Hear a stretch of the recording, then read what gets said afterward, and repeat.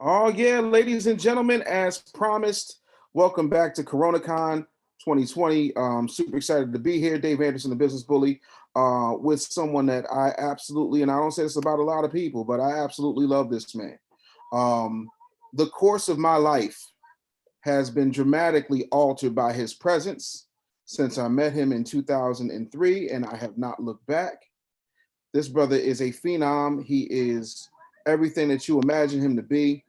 You know, um, his wisdom and his ability to pivot ahead of needing to pivot puts him in a higher situation in almost all situations, both from a personal and a business perspective, in my humble opinion. This man has taken himself, you know, out of the equation of dealing with nonsensical BS people who want to rape you financially every time you turn around, and empowered himself in so many ways. Now, let me explain to you very quickly before I bring this brother completely on. Um, when I say that this man is my brother, that does not mean that we talk every 5 minutes. It does not mean that we talk every day, and brothers don't have to.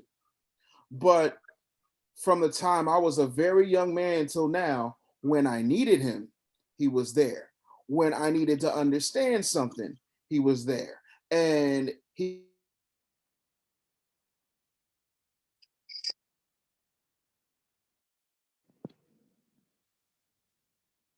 Bro,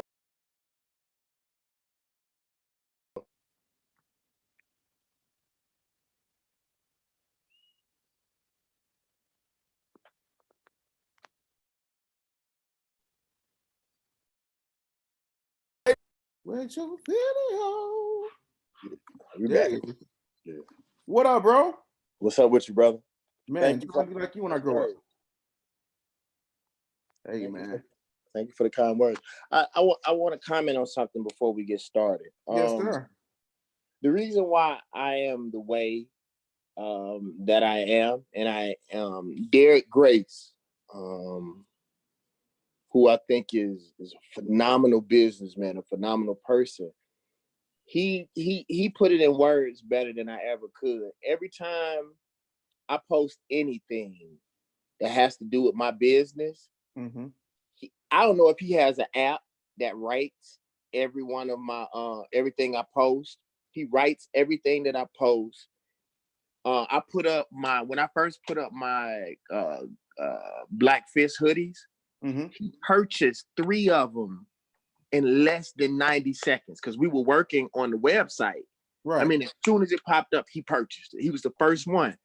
And this man runs a multi-million-dollar business. Mm-hmm. He said, David Banner, we have to be intentional about our support to each other. Every other race of people are intentional. It doesn't happen in happenstance. My mentor always told me, you can get rich by mistake, but you must have a plan to become wealthy. Mm.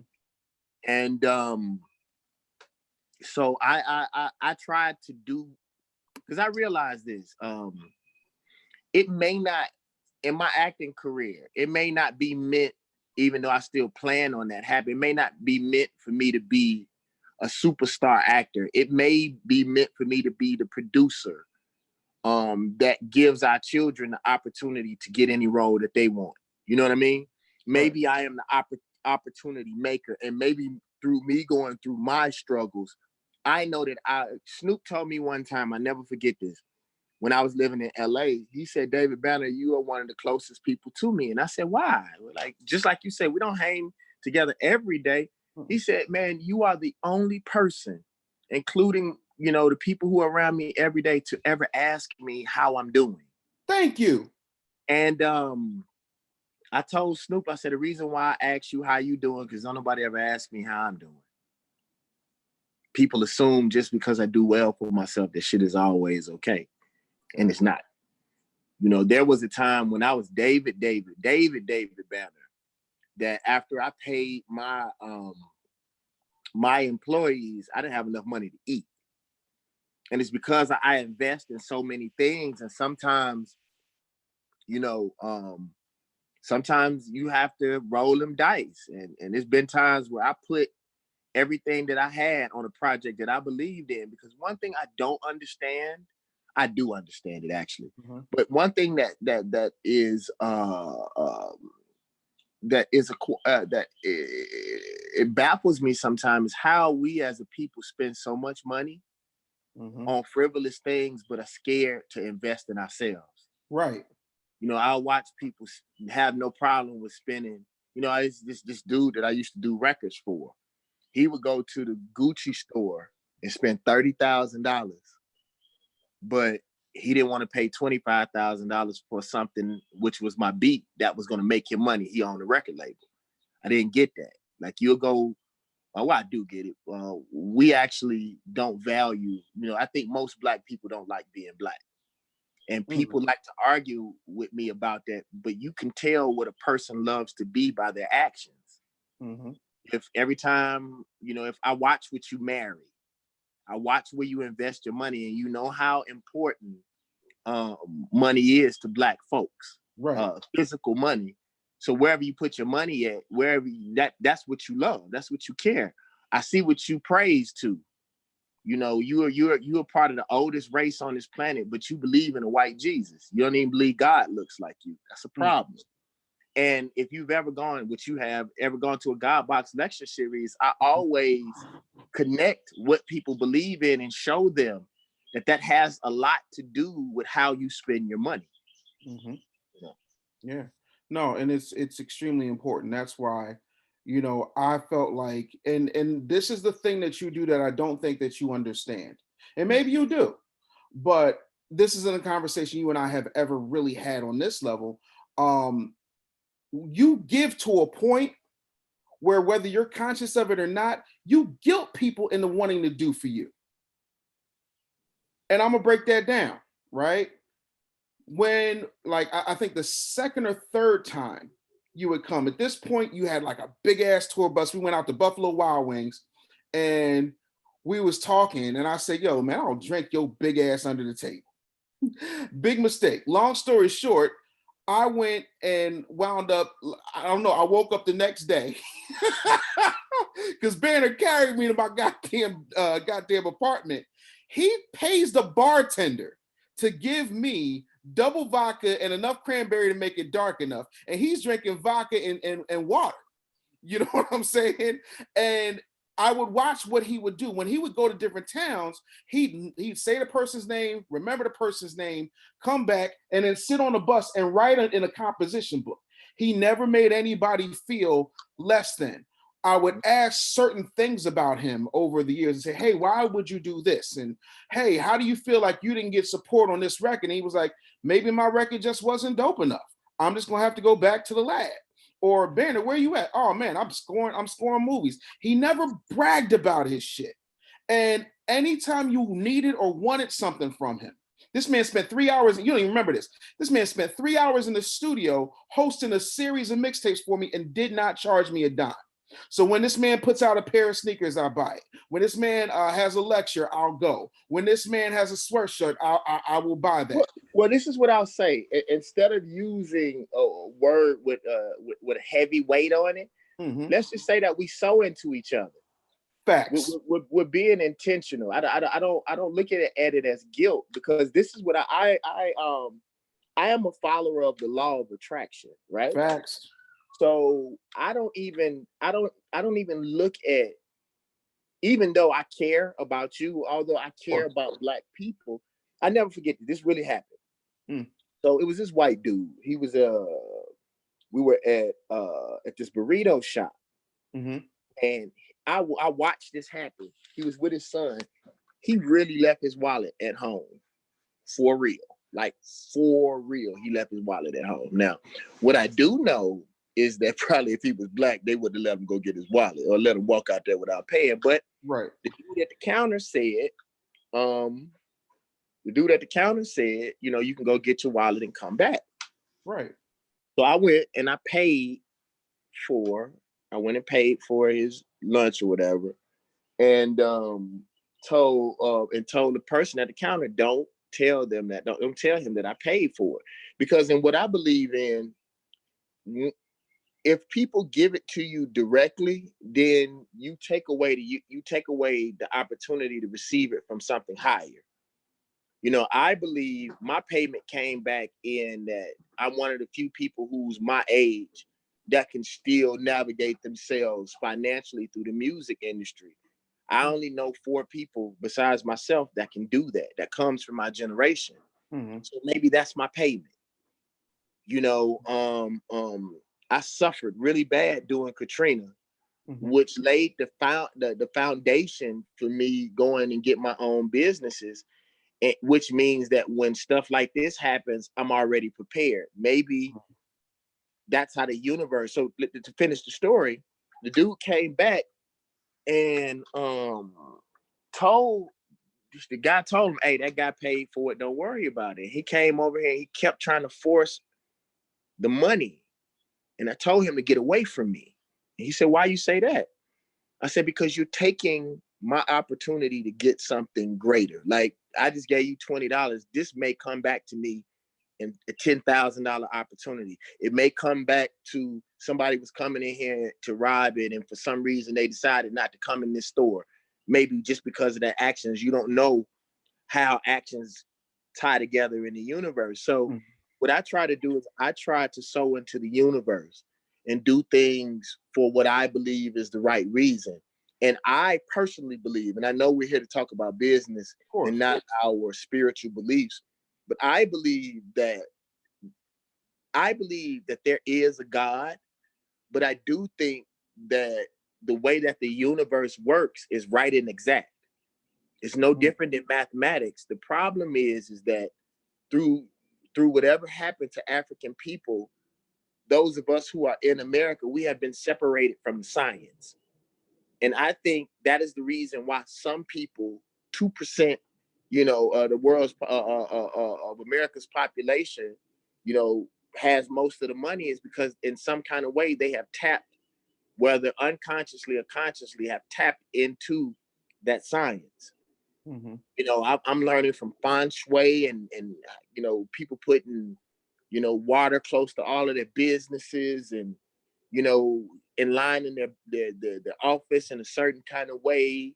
Mm-hmm. You know, there's so many things that I'm learning. There's so many laws that we're not privy to, and because some of us are so religious, we miss the opportunity to engage and involve ourselves in something that's cosmic.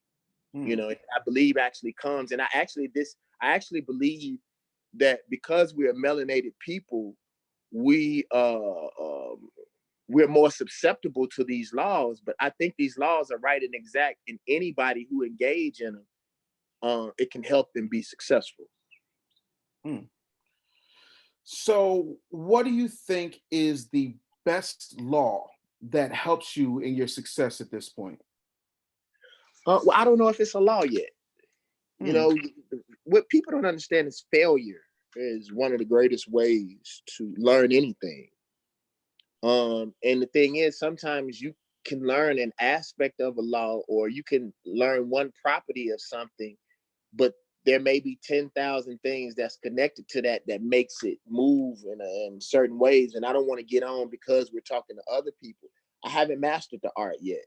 Mm. You know, but the thing is, and the problem with me as it pertains to America and capitalism, if I didn't love other people, I Mm-hmm. think because I think as it pertains to America and the way that they set it up, you have to be parasitic in some kind of way Mm. to, because if you think about, back in the day, it used to take families generations to become wealthy. Facts. You know, if you become wealthy very quickly, there's something parasitic in that.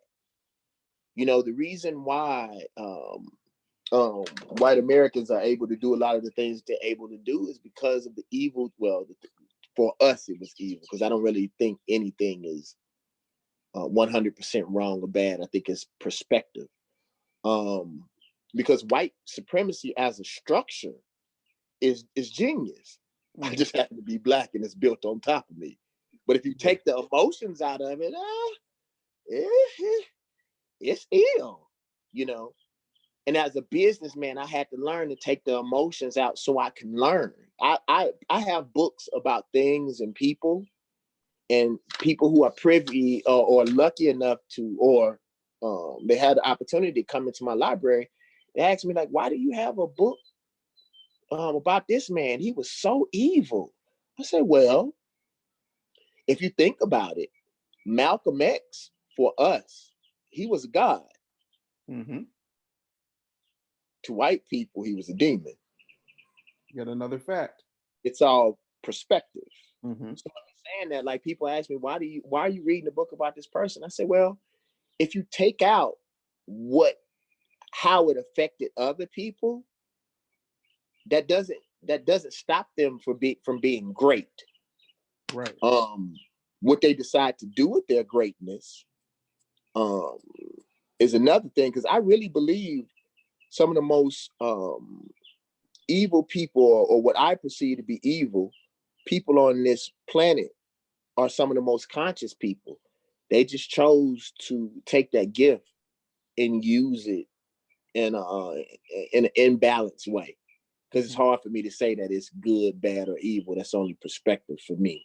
You know what I mean? Mm-hmm. All right, so let's get into some of these questions, because folks are just hitting me with questions. Felicia says, you mentioned several investments. How are you choosing which ones are worth pursuing? I just actually got into investments recently. When I say investing, I mean investing in me. I mean, like right now, I get paid to speak. A Right. lot of I didn't charge you because Wrong. I'm investing in you and your business. Yes, sir. And whether I do it because I like you, or I know that I know you're great. If you were not great, I wouldn't invest my time in you. Like, don't get it fucked up. If you were not doing what you needed to do, I could have done this for myself and got paid. I'm investing in you. So what I want her to understand is I rather invest in people and things that I know. Because I tell people something sometimes, and sometimes I think our people misunderstand what I mean. I always tell people, like, black folks wanted to, and I don't know how you feel about this, but black folks wanted to run and invest in Bitcoin, right? And although I think Bitcoin is dope, right, this society was built on top of us. Yep. And we keep investing in technology and things that we don't know how to control and that we don't have a stake in. So even in technology, I said, don't rush to get into technology until you can fix it.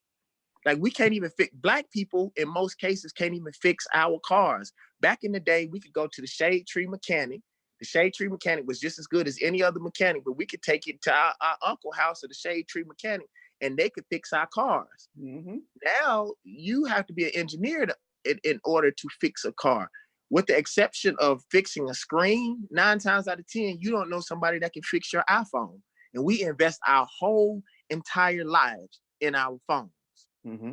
So, my thing is, I engage in something, African principle that's called Sankofa. And I believe that in order for black people to truly move forward, we must stop and go back. Yep. I just don't think that you should invest money in something that it takes somebody else 100% of doing it. The reason why I invest in movies is because if Idris Elba don't show up, which he's my friend, I think he would for me. But if he don't show up, shit, I can say them lines. I'm getting in shape. I'll pull off my shirt if I need to.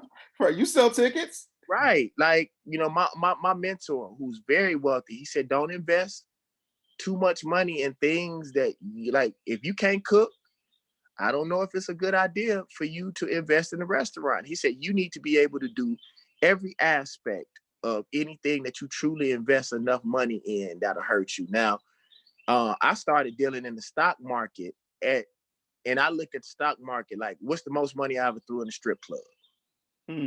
I never invest any money more than and I've thrown a lot of money in the strip club. But I was like, if I could throw money away that I know that I'm not getting back, that I, to get nothing out of, because I really don't get nothing out of something that everybody has access to anyway. If everybody have access to you, Not special. I don't I'm want really just this is really just charity, right? to. Mm-hmm. So I really don't invest in things that I can't control. I don't invest any more than what I've thrown at a strip club. Makes perfect sense. That's my opinion. That works. So let's see here. You mentioned in one of your Instagram videos, your IG videos, that this time should teach us how to operate as more of a collective. What are some actionable ways you believe we should do that right now? That's from Courtney. Okay, let me be clear, because some people, they take what I say the wrong way. Yeah. I think this is the time for Black people to be working. Mm-hmm. And the reason why I say that is we take penitentiary chances just about every time we go out to a club that we know they go shoot at every week. Whether we engage in extracurricular activities or we have sex without a condom, and we know that AIDS is much more prevalent than the Rona. Mm-hmm. So we want to put on, all of a sudden, we want to put on latex gloves and won't put latex on your dick, or letting a man run up at you unprotected. Why is the value of life now so important to you all of a sudden? And I'm not saying that you shouldn't. Right. Take it serious. I'm not saying that it's not a pandemic. I'm not saying any of those things. But what I'm saying is I am more afraid of the cops than I am of the coronavirus. I live a secluded life. I really don't engage much unless I'm speaking anyway.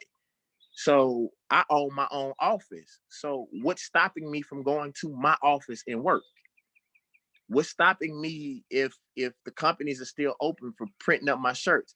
Now it's almost like, if you all know about sports, if you playing basketball and they allow you to keep shooting while everybody else is on timeout, while everybody else is panicking, while everybody else is scared.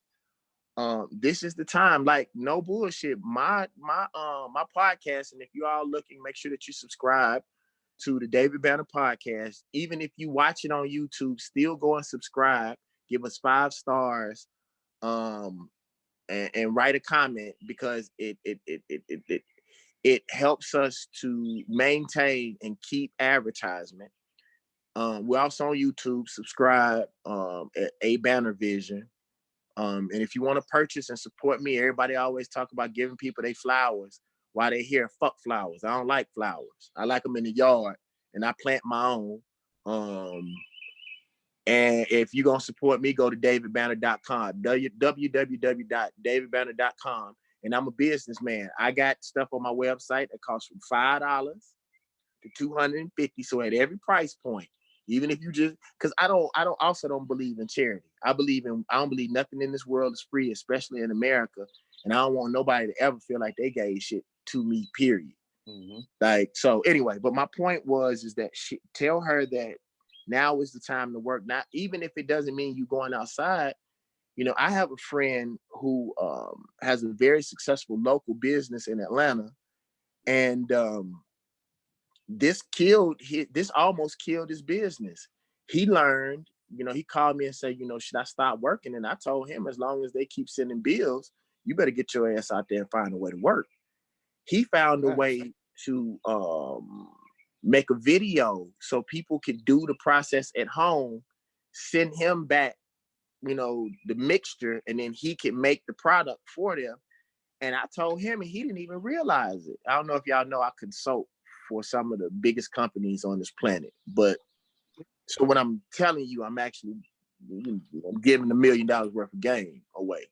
But, and your payment is davidbanner.com. Or making sure that you continue to support him. But what I was saying is now, if he wanted to close his brick and mortar business, because he wasn't consumed with fear, and he found a way to make money instead of being scared. Now he can close his physical business and do his business internationally online now. Mm-hmm.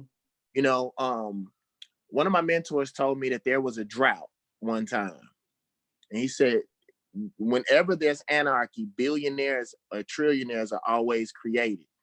He said, do you panic or do you sell water or create the air conditioner? The person who created the air conditioner during the drought is a billionaire. Facts. Yeah. Yeah. So you're a reader like I am. You know, Mhm. I read 104 books a year, 2 books a week, religiously, no matter what else is going on. What are you reading right now? I was in a something happened that I can't talk about Right. about 2 months ago. I almost lost my life, and I'm still dealing with brain trauma. So I'm not reading anything. And it was funny how you think you know something. That's why you read and research everything. When it first happened, I was reading. I started back doing math problems, and my doctor said I could have hurt my brain. He said that I was doing the protocol that you use when you have a stroke. He said, but when you have a concussion or brain trauma, it's just like resetting a computer. You're not supposed to do anything. So that's the reason why I haven't been debating. That's the reason why I haven't really been engaging much. I'm not even really supposed to watch TV, but you know, I would be me. But I really haven't been reading anything. I've been spending more time just being happy, reflecting more, because this is some advice that my mentor gave to me, that it's good to read, but we also must spend time reflecting, because it's sort of like I tell Christians all the time. I think Black folks pray too much. Oh God. And they say, what you mean? I say, you always running your fucking mouth. Maybe God was gonna give you the answer, but you spending too much time talking. So if you pray to God, but don't give God time a chance, give God time or a chance to answer you, and you listen, but you have to be present to listen. That's the reason why I sit out on my porch so much. I used to wonder, I used to think our grandparents were crazy. Like my grandparents could sit on the porch for fucking 2 days and not move. Well, that's because they were not afraid of the God in them. They were at peace. So now I'm spending more time trying to reflect and see, okay, all these things that I've read, how are they practical in my life? How do I assess, you know, that lesson in that book? Or am I piling more shit on top of it? You know, information that's not practical, or you can't use it in your real life. I mean, it's just being able to recall facts. You know what I mean? That's why, if you notice, people who usually, you know, unless it's a tech company or something like that, or a pharmaceutical company, usually and even those things, if you go back in the day, usually the people who started those companies didn't even have a high school degree. Right. You know, it's because in so many cases, and Steph Curry is an example of this. He assessed who he was, he assessed his body, and say, I can't do what LeBron can do, but I can dribble and shoot. So he was honest with himself, and say, well, these are the things I can do. I'm going to be the best at that. Right. And he changed how basketball is being played. He was too small. His knees were trash at the time. You know, he wasn't strong, wasn't tall, you know, and he just assessed himself and was honest with where he was. And said, things I can do, the things I can't control, I'm gonna control it to the highest level. And I think that that's something that we can do right now while we sitting at home. Cool. I got a question for you. How do you choose your team? I've read a book that said that it takes you 10 years to really build a real business. And you have to learn personalities. Because the truth is, people can be great on paper, people can make you feel good, but they might not just be the person. You know, that's why sometimes, you know, and I always learn, just because people are not good people don't mean that they're the best for that position, or they're not, you know, the best person in your life. It just, sometimes you just got to go. You know, the hardest thing in my life is to fire people.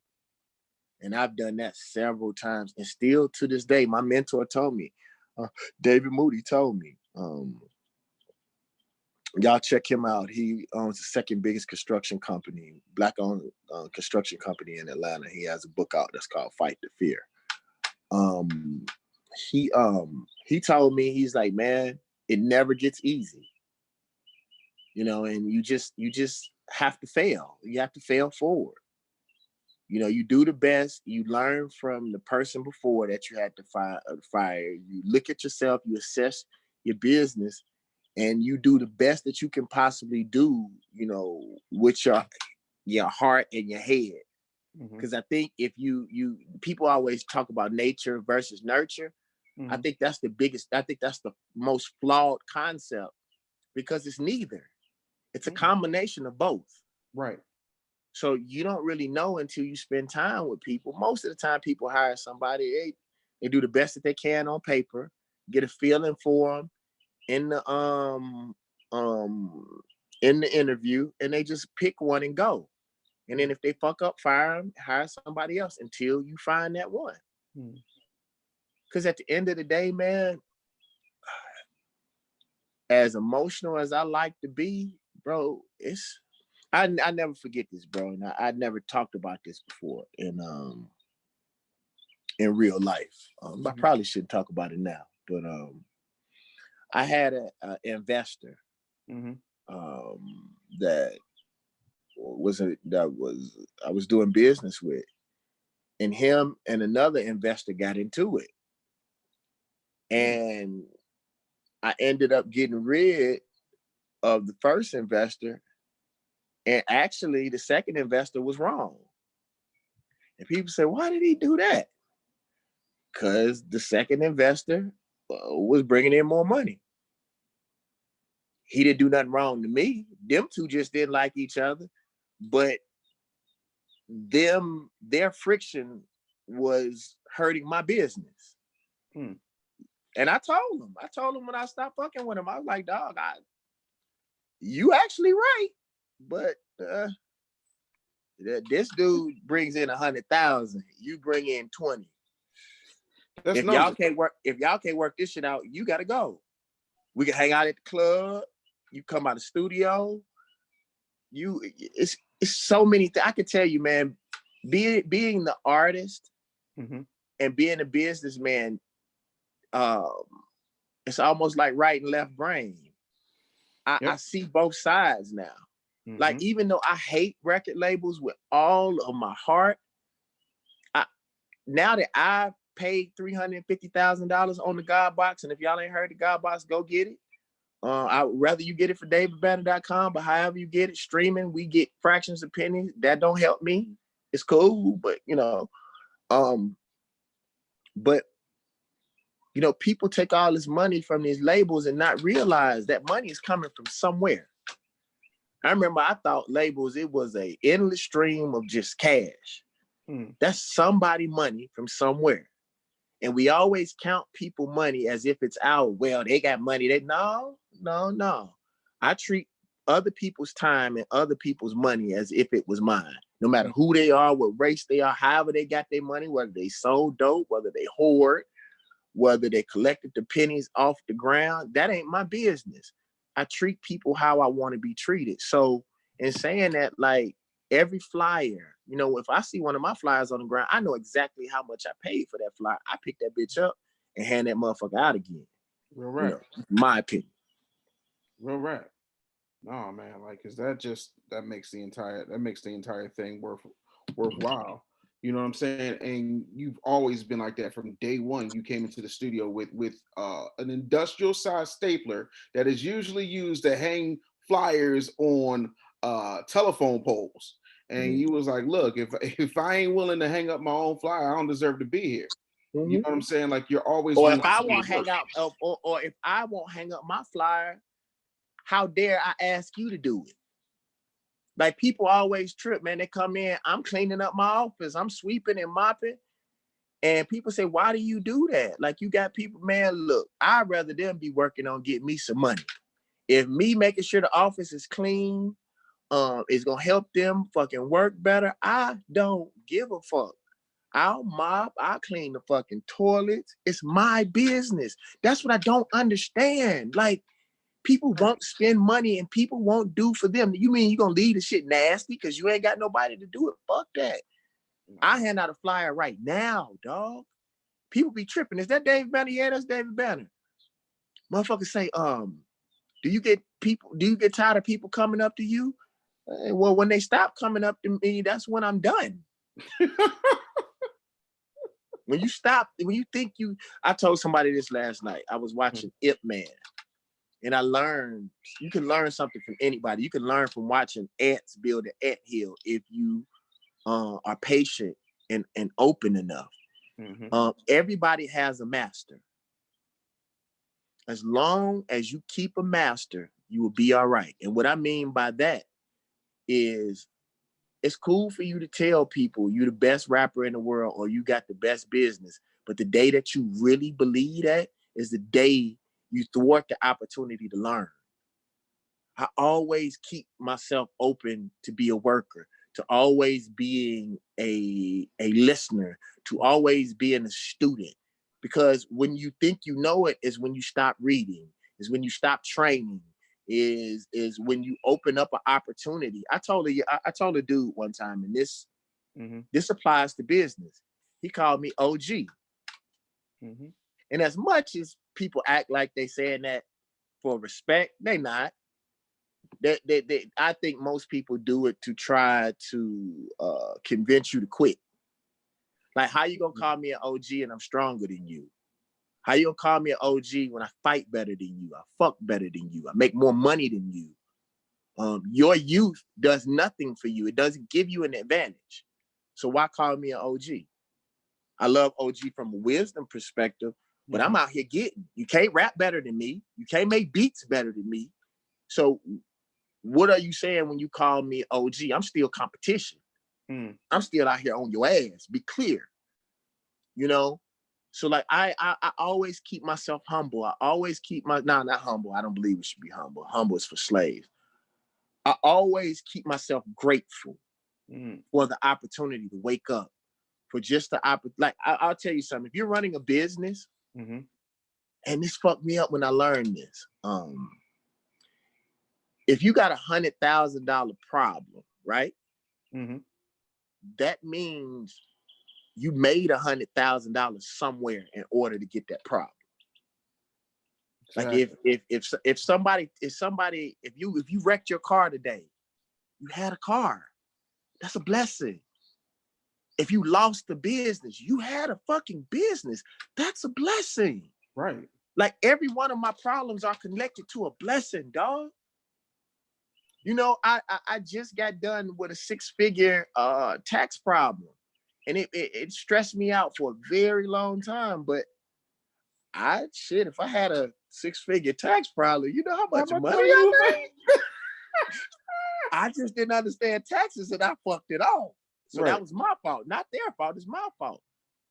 But I'm still making money. You know what I'm saying? So I just learned, man, that everything on this planet is that hurts your heart. If somebody breaks your heart, that means that you love that person. The only reason why you love something is because you don't want them to go away. I tell people all the time, love is nothing but a doorway to pain. That's all that love is. But if somebody loves you back, they will protect your doorway and your portal with their life. So if somebody broke my heart, shit, she got close enough to make me feel that way. I'm grateful to even be in love's presence. I'm grateful that Black people even consider me. Because I don't have all the answers. I asked the crowd of Black people, do you think I'm the antithesis to Trump? And they said yes. I said, well, why don't you all support me like white people support Trump? That part. And couldn't nobody say nothing. You don't love me like you love people who treat you like shit. When I call our people bitches and hoes, they threw their money at me. When I called them gods and goddesses, it didn't stop, but it slowed up. Just a little bit. It's back up now. I mean, you're good. Yeah, but the thing is that we have to first admit, and I'm telling you, people will argue me down when I tell them most black people don't like being black. Not at all. And then I say, well, you just called yourself a nigga. You don't see other races of people playing with words like that. Mm-hmm. You don't see other, like, you know, I see so many black people trying to flip the Confederate flag. Oh, I'm taking the pain out of it. You don't see Jewish people playing with the swastika. They don't play with that because they love their culture. They will die for their culture. Mm-hmm. That's the same way with business, dude. Like, I have to go out of the way to bank black. You know, there are certain services only because they're not generating the money that they should. And black people spend more money than anybody else in America, or we spend money at a rate of a small country. If we were intentional about supporting ourselves, we wouldn't need anything in America. Mm-hmm. That's true. But I just said that song that you bought. I said it. I said, imprison the mind and the body will follow. Yep. And your money will too. That part, you know, and that's the thing. The thing I've always loved about you, and the one thing that I'll say I gleaned from you, stole from you, whatever it is, bro. I got to go in a second. One more question, and then I got to vamp. Yeah. It's that you literally find a way to put things in perspective, and you would always say, you know, if we had each other, we wouldn't need them. And mm-hmm. So the question is, what do we do, those of us who own black businesses, in order to move things forward? Mm-hmm. Great question. It's not fair, but we have to educate. We have to educate our consumers. If our consumers don't see a reason why they should bank black, buy black, then you can't hold them accountable for it. See, the problem is that all black people in America, all descendants of African, Moors, whatever you call yourself, it don't really matter, because none of us had this shit together. People, we argue over the wrong shit, whatever you believe that you are. If they don't understand, we need therapy, bro. Our God was taken from us. Our land was taken from us. Our history, our culture. We don't even know who our God is. Frantz Fanon, and I'm paraphrasing, in Black Skin, White Mask, Frantz Fanon said, if you speak German, if you speak English, if you speak Russian, and you don't know any African language or wherever you think you from, even if you think you from America and you Native American, you don't talk like the natives talk back then before they met white folks. So whatever you think you are, you don't speak your native tongue. So you are investing in white supremacy, whether you know it or not, by just speaking another man's tongue. You control the population by what they think and how they speak. All right. You know, so I think in order, I educate my people. I'll give you a good example. Okay. Whether people knew it or not, I could tell that a lot of people, when I first started off, they were not proud. Did I cut out? They were not proud to be from where they were from. So I realized that if people were not happy about where they were from, and I was from that same place, that they damn sure wouldn't care about me if they didn't care about where they were from. So what I realized, I had to make people be happy or proud of where they were from before I could ever ask them to engage in me. It's the same thing in business. We have to educate our people. When they have knowledge of themselves, they will do better. I'm paraphrasing again. Elijah Muhammad said that if black people I'm paraphrasing, if they had clean water, they would drink clean water. Like, if you can show people without telling them what to do, you give them valuable options and you break it down. It's one of the reasons why I do my podcast the way that I do it. Right. People thought my podcast was gonna be super intellectual and fiery. No, I want the most ratchet person on this planet to be able to come to my podcast, laugh and have fun, and then we'll drop Anthony Broder on them. Right. You know, I want people to like come and feel comfortable, because most cases, the reason why people who don't know, the reason why they don't engage is because they embarrassed that they don't know a lot of times. Or, I think, and I have to say this, bro.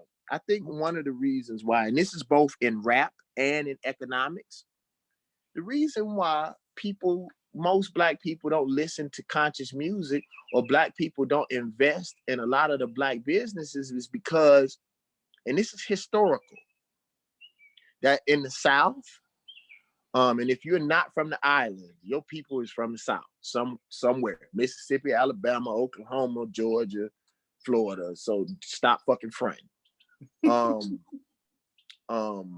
But there was an unspoken rule that during the Black Exodus, there were two things that Black people were supposed to do. One or two things. You were either supposed to go north, find the business, bring us up to the promised land, or get the information and the knowledge of how to move forward, both mentally, spiritually, economically, however, and then bring it back to the South. In some kind of way, our people got stuck. So they started acting like Northern, or wherever they went to, white people did. They thought that instead of educating their people, they started looking down on their people. How dare you move? If someone, I used to ask all my, well, not all, but some of my friends who were 5%ers, I would ask them, are you building or are you showing off? So in so many cases, smart Black people didn't come back and teach. They turned their nose up. They went and got government jobs and became gatekeepers instead of coming back and educate. So what ended up happening is people created their own culture. So when the smart rappers had the game, instead of building and teaching, they talked about how stupid everybody was but them. Instead of coming back, being patient. If I always tell people, if you have the knowledge, you are in the God position, and people pray every day hoping that God forgives us. So if you have the knowledge and you in the God position, how dare you not be patient with your people? I know why my people hate me. I know why what I say scares them. I know it does, because when I first got knowledge of self, I went through a year depression.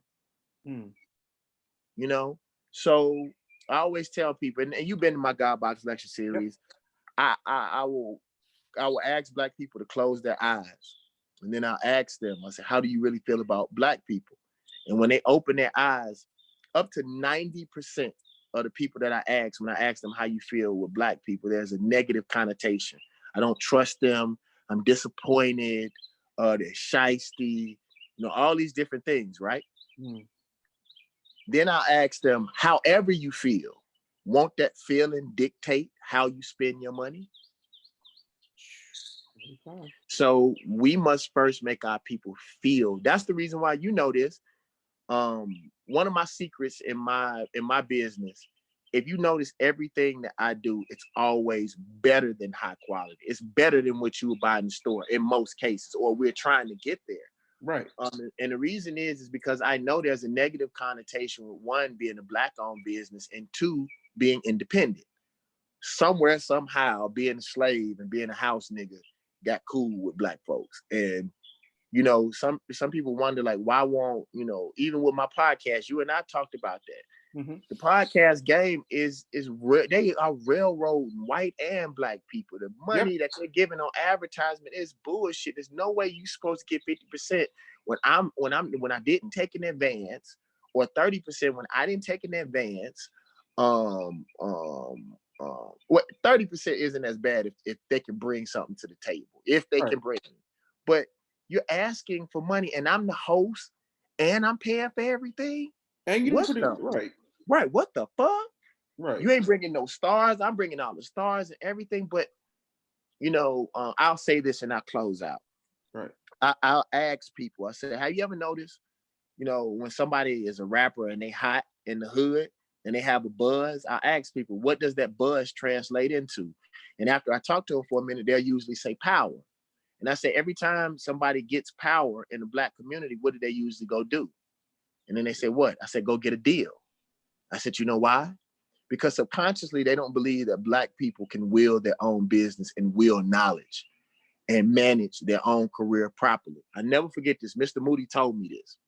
He said, David, when you was hustling in the streets, did you let anybody count your money? Did you ever hustle at all? Yeah, I did a little something. Okay, so let me ask you my a question. grandfather's story. Yep.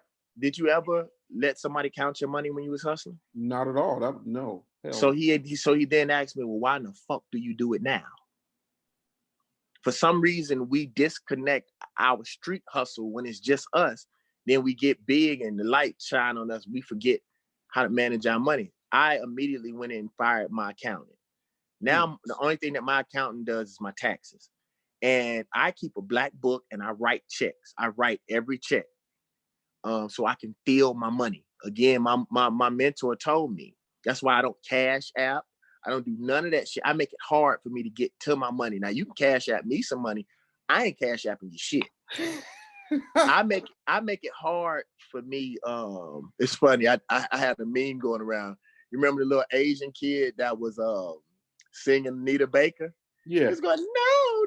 And I said, somebody asked me to cash app them some money. No. I make it hard for me to get my money. So it's damn sure gonna be hard for you to get my money. Right. You know, but that's all in belief, bro. And our people are scarred, man. That's why, like, I want to tell you this, and this is because of our friendship. My album, The God Box, I think it's one of the best rap albums ever. I'll put it up track for track, mixing verses, beats against anybody.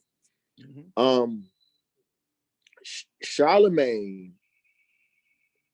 I think if Charlemagne wouldn't have said something, most people would have never said anything about that album. Again, because of what we believe.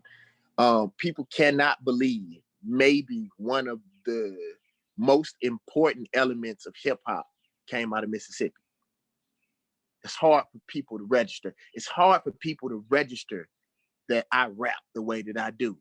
And when I write it down, it's funny. I got on New York radio one time and I spoke one of my verses like a poem. Like I literally talked it out. And it was like, that's what you said? And then I said, play the record. People don't listen. People go more on what they believe. Most Black people see themselves and other Black people through the eyes of white people. They think the same way about them. And until we are able to break those chains, again, if you think your people are shiesty, if you don't trust them, then you're not going to take your money to them anyway. Right. So to answer your question directly, we have to educate our consumers. It's not fun. It's not easy. Bro, you know how long I've been doing this. Yeah. You know how long I've given my life to my community, whether, you know, it's socially, whether it's mentally. The last 6 years, that's the reason why I don't talk, you know, much conscious shit anymore. I spent the last 6 years giving the Black community every bit of knowledge that I had. I never forget a man told me one time, have you ever noticed most of these self-help books, they're never written by the person who, like, if it was Donald Trump book, Donald Trump never wrote it. You know why? They ain't got it in them. No. It's not that. They got something in them. That's how they got successful. It's something about the motherfucker, he the president. You just don't do that by mistake. Whether it's shiesty, whatever it may, it's something. Anyway, they said, the dude said the reason why is because why would I help you become my competition? So they give you just enough in the books so you can get something positive out of it. It'll start working a little bit, but they'll never give you what it took for them to become successful, because then you're then their competition. You gotta think the most shrewd businessman in the fucking world, they're gonna give you game. That's what I'm saying. People think I'm smart. Yeah, maybe I am, but this shit not hard. If we stop looking at stuff like pie in the sky and we stop looking at stuff like the shit that black folks believe in most cases is like Santa Claus. It's literally a fucking lie. Yeah. You wouldn't believe that shit if you saw it right now. The same stuff that a lot of us believe in. Like, are you serious? Like, I'll give you one last example, then I gotta go. Right. I was watching Ip Man last night. Yeah. Bruce Lee's master, right? Yeah. And I realized why the Chinese people were so mad at Bruce Lee, right? Yes, he was giving that shit to outsiders. Yes, it was common fucking sense. And I think the same thing with rap. If you notice, bro, besides Rhythm Roulette, I never let people see how I produce a beat. And people say, why do you do that?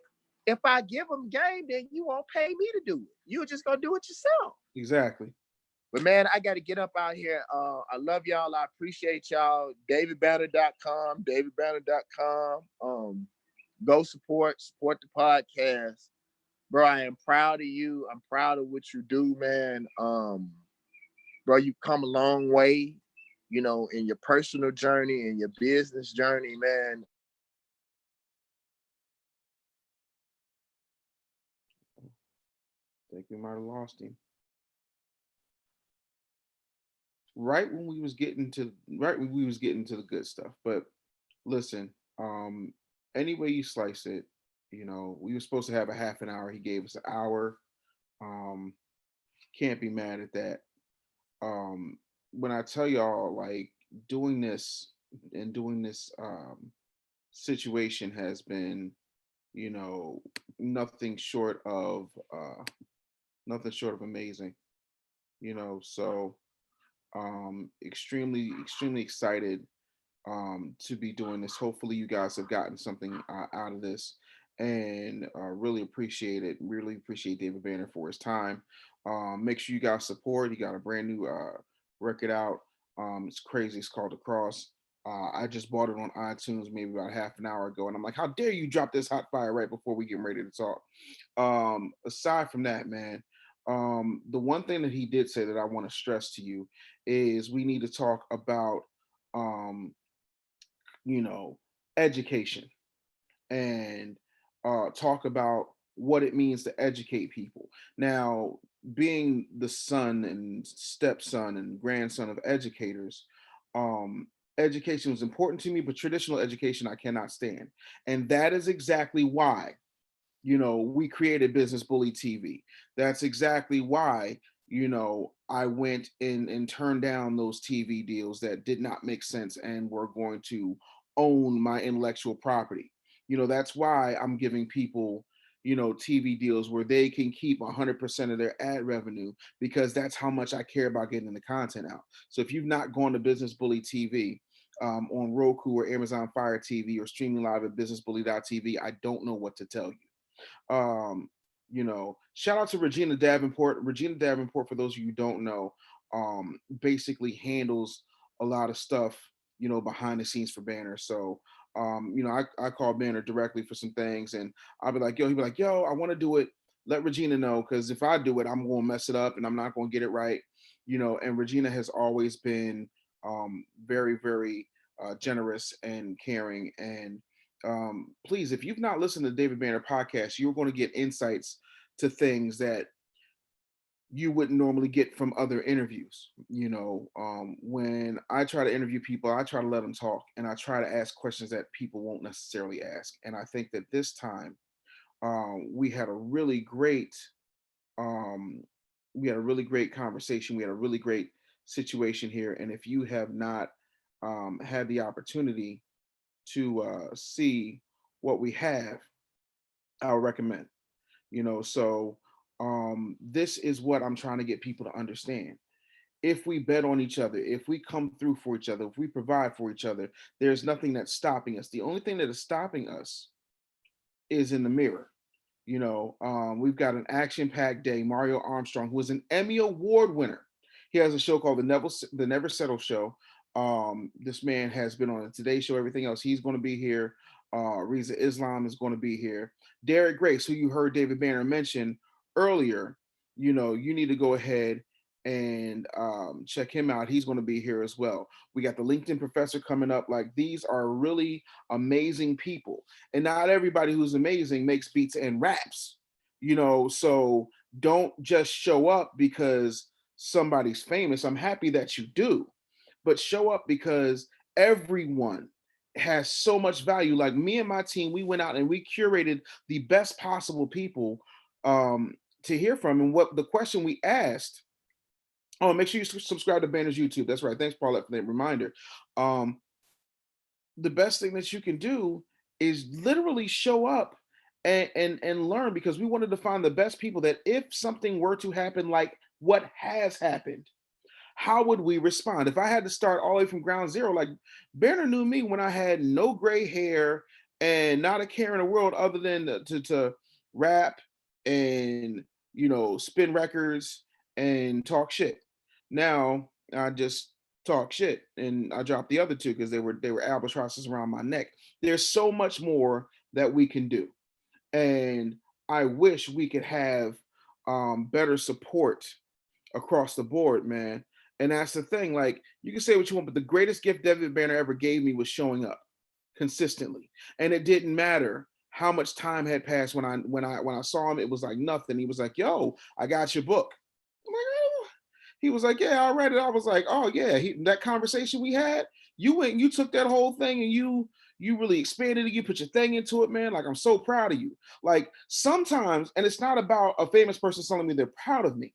Sometimes it's about your brother or your sister, you know, in the skin, in the struggle, saying to you, "Yo, I see what you're doing, and I'm so proud of you. How can I support you? How can I help? How can I serve?" Right? So that's what this is. We were supposed to just have a half an hour. We got an hour with David Banner.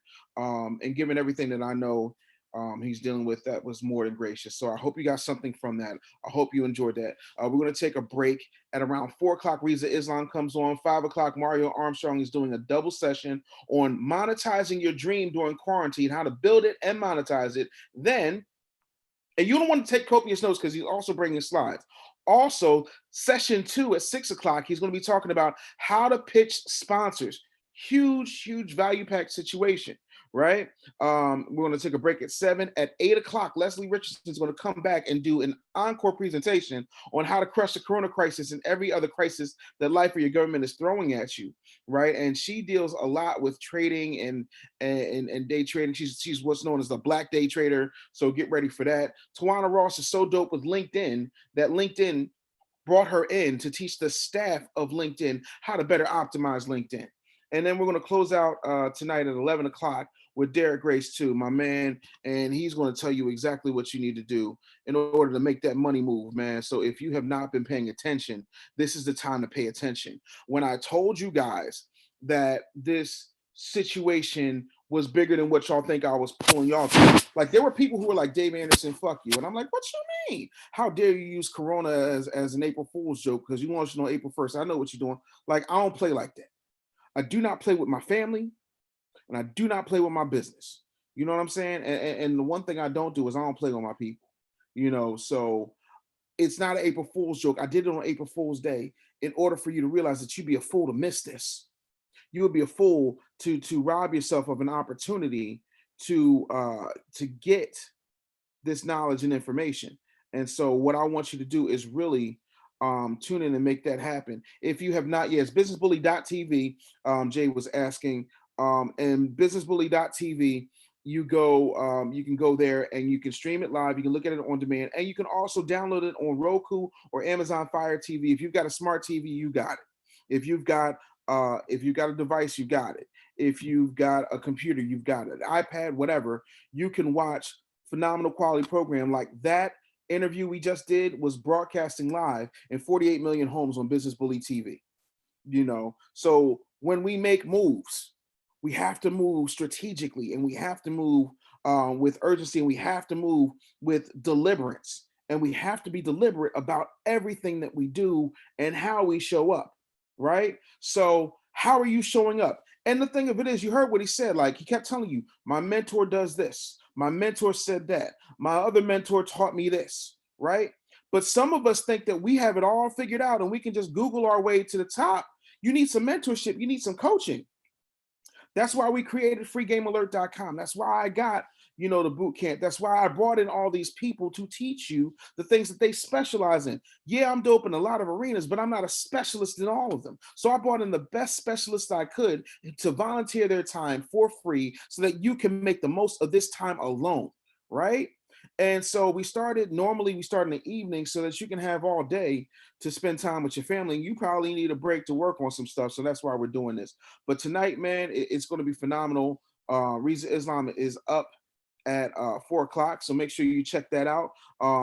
Let me know if you need anything else. If you have not registered, please go to coronacon.live and register so that we can make sure that we communicate with you and show you amazing things. You don't even know what we have coming up for you. So please, if this was any indication, if you got one nugget out of anything this week, please understand that value is so important, right?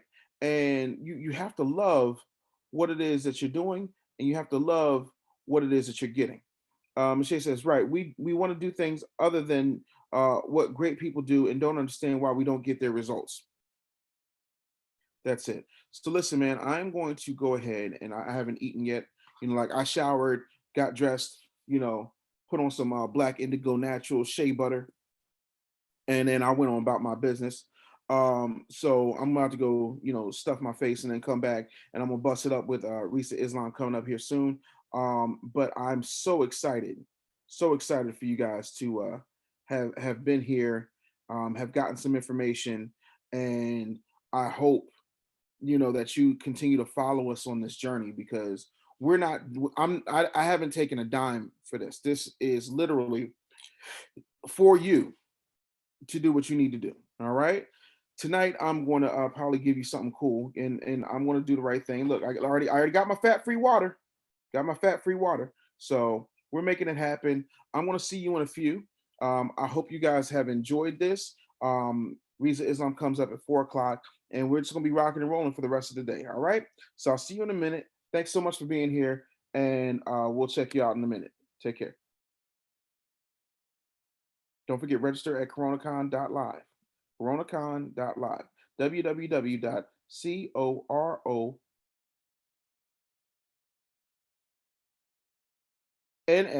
yeah, con, con, dot live. Had to make sure I got that right. All right, y'all. I'll see you in a minute.